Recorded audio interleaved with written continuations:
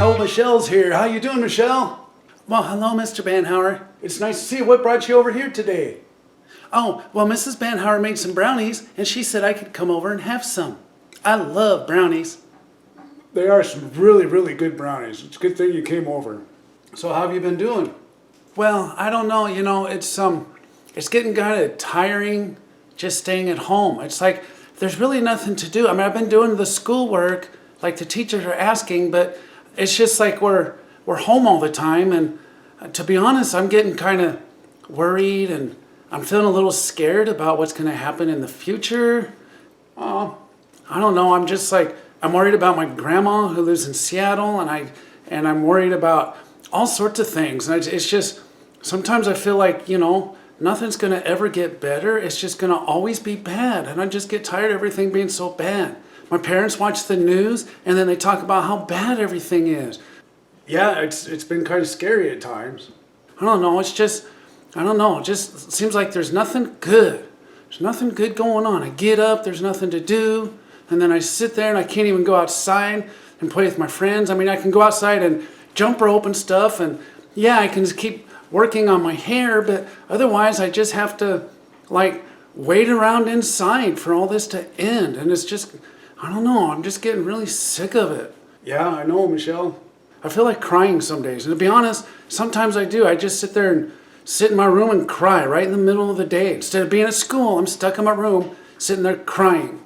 Well, Michelle, I can see that you're spending a lot of time just being really worried about this stuff, In fact, I'm thinking that you're spending a lot of time just really focused on everything that you're worried about. Maybe you can spend a little bit of time focusing on some of the good things in your life. In fact, you know what?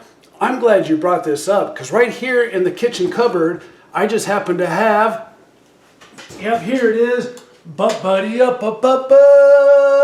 It's the self-esteem scale. Okay, that looks kind of cool. Let's check it out. So Michelle, we're going to use the self-esteem scale to help you recognize what you're thinking about and the patterns of thought that you're going through, to help you realize that you can make different decisions about how you're looking at everything that's going on. So, like when you first came in, you started to describe some of the things you were worried about. Like you talked about being worried about being bored and that you have to stay inside, and that you're scared about your grandmother who's in Washington, and you hear your parents talk about the news, and you are just sitting around wondering if it's ever going to get better. And so all of those are the bad things that are going on right now, Michelle. And the reality is, it's true. There's nothing we can do about those things. Those things are part of this whole situation. And remember, we talked about coping is that we find a healthy way to deal with the things that we have no control over. And if you're focused on everything that you have no control over, that's not a coping skill. That's just being focused on the misery, and that doesn't do anybody any good.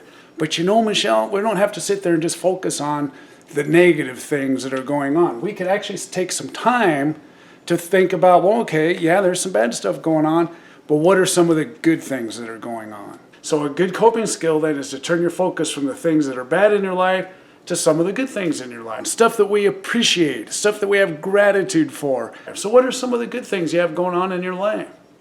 Well, I guess some things I'm thankful for are my hair. I love to swing my hair. It just feels good. And you have wonderful hair, Michelle, absolutely. I also really like my shoes. I have nice shoes, and because I'm not going to school all the time, they're not getting dirty. They still look brand new. It's pretty cool. Shoes, yeah, your shoes look good. Also, some other things I'm thankful for are my cell phone.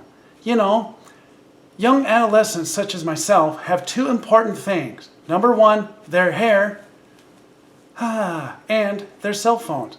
I need my cell phone. I have to use my cell phone every day. Otherwise, I don't feel complete. And happily, I have a really nice one. Thank you to my parents and my grandparents. They chipped in together to help me buy a really nice cell phone. Okay, well, yeah, absolutely.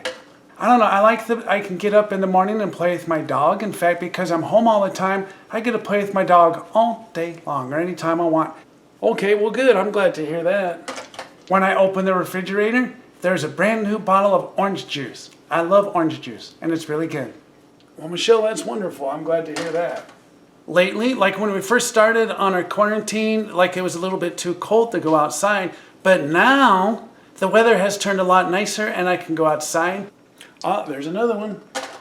I get to sleep in, and because when I go to school, I like to set my alarm for 6:15 a.m. And right now I don't even have to set my alarm, but I still get my work done, and I don't mind doing the work. I like doing the work at home because I can do it at my own pace.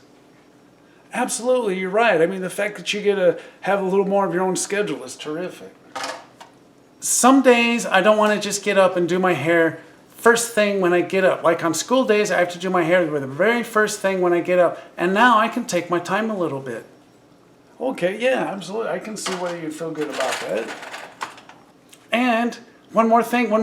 I almost forgot. I got to come over here and have some brownies. So Michelle, I want you to stop right there because I want you to recognize what we've done. We turned our focus from the negative things that you have going on in your life and turned them more toward the positive things. And the reality is we all have to work with this balance, Michelle, because we all could focus on the bad things in our life. But the reality is we have to focus also on the good things in our life. We have to work on the balance so that we can tip our thinking toward the things we feel good about. When you focus on the bad things in your life, your whole life seems bad. You're just focused on everything negative and everything just seems like, oh my gosh, there's so much misery that I have to deal with in my life. But when you turn your focus toward the things that you feel good about, good things that are going on in your life, then all of a sudden you begin to realize, okay, yeah, I've got bad stuff going on, but there's other good things going on in my life too. And so I can deal with those negative things, those rotten things I don't want in my life, because I've got other good stuff going on. Thank you, Mrs. Banhauer, for making brownies. You're welcome. Yum. Yes.